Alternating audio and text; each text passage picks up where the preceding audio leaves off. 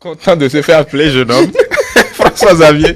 On va parler du coton avec bien sûr la question liée aux subventions. Oui, exactement. Il faut dire que le coton couvre environ 75 pays sur 5 continents sur la planète et fait vivre des millions d'âmes sur la planète que nous formons et surtout en Afrique ou pour des pays comme le nôtre. C'est une matière première très importante simplement parce que c'est la première recette d'exportation. Maintenant, il faut dire que une fois le coton produit, nous ne transformons, nous n'avons pas encore l'infrastructure pour transformer, ne serait-ce qu'à moitié notre production cotonnière annuelle. Ceci est doublé par le fait que ces dernières années, nous avons connu des records en termes de récoltes. Aujourd'hui, le problème qui se pose sur le marché mondial, puisque c'est ce marché qui nous intéresse et qui ramène nos recettes d'exportation, c'est que les coûts sont à la baisse, simplement parce qu'il y a une certaine distorsion du marché mondial, due en grande partie aux subventions que apportent des pays les plus grands producteurs de coton sur la planète, les États-Unis en tête, la Chine évidemment. Donc il y a une bataille que des pays qui ont formé un groupe qu'on appelle le C4 en 2003, à savoir le Bénin, le Mali, le Burkina et le Tchad, ont porté cette question des subventions, donc ça fait déjà 16 ans, 15 ans, à peu près 16 ans, ont porté cette complainte devant l'OMC, devant les Nations Unies.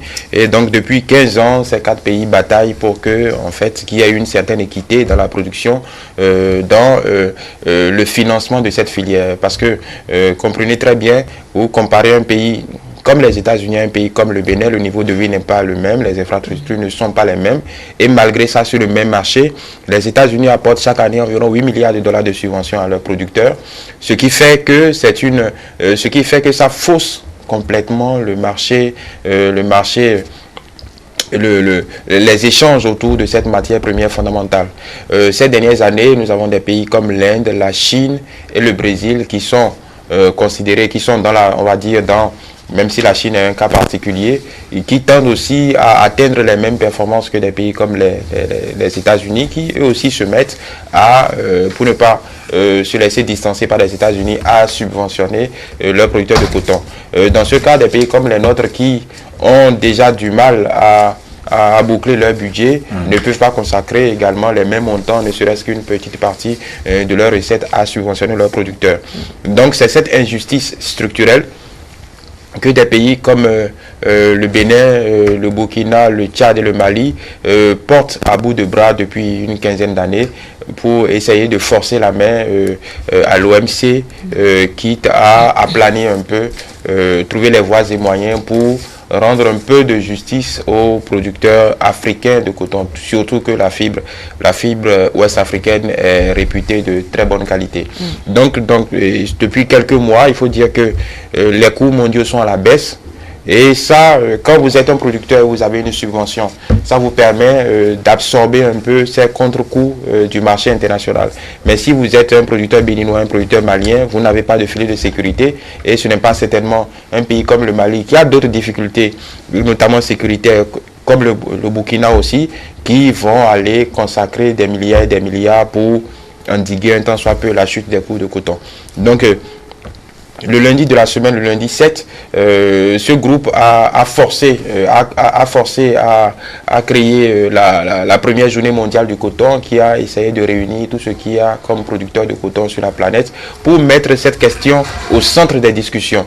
Mais bon, il faut dire que à la suite, à la fin de ce grand rassemblement, il n'y a véritablement pas de piste. On est plutôt dans une bataille entre une partie, les États-Unis et certains pays européens, contre, on va dire, l'Inde, la Chine, qui se battent. Chacun attend que l'autre mette fin aux subventions pour le faire à son tour. Donc, comme on le dit souvent, quand deux éléphants se battent, ce sont les œufs qui ont malheureusement. Oui. Malheureusement. Donc, ce groupe demeure combatif, simplement parce que pour le moment, nos recettes d'exportation en dépendent et pour peu que les coûts mondiaux baissent, nous connaîtrons certainement quelques difficultés structurelles en termes de mobilisation de ressources. Donc c'est cette bataille que le Bénin, qui devient depuis quelques années techniquement le chef de file des producteurs de coton dans l'Ouest, dans la partie ouest africaine, simplement à cause de ses performances régulières. Ces 4 pays ont essayé de porter la bataille.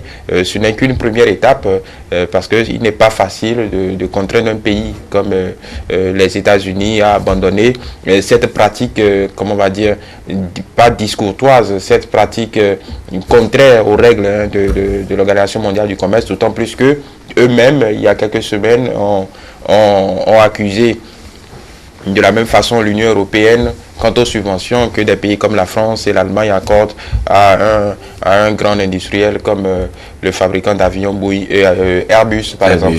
Oui. Donc, de notre côté, c'est vrai que des pays comme les nôtres partent avec beaucoup de difficultés, même si on se met à 4, on ne pèse pas encore beaucoup dans la production mondiale de coton. En fait, on est bloqué entre deux chaises simplement, parce que pour augmenter un peu plus la production et pouvoir lutter contre des pays comme les États-Unis ou la Chine, il faut beaucoup d'intrants en amont, il faut beaucoup de financement dans les infrastructures également. C'est vrai que le gouvernement du président Patrice Talon est engagé dans cette direction, mais on ne parle pas, ce n'est pas la même, les chiffres ne sont pas les mêmes. On parle quand même de 8 milliards de dollars de l'autre côté chaque année. Le budget du Bénin n'atteint pas déjà ce montant. Donc imaginez un peu l'ordre de grandeur, on n'est pas dans la même catégorie. Donc on va espérer que d'ici quelques mois, l'OMC arrive à faire entendre raison à ces grands pays pour ne pas tuer dans l'œuf les velléités de développement des pays des pays moins avancés comme les nôtres. Voilà.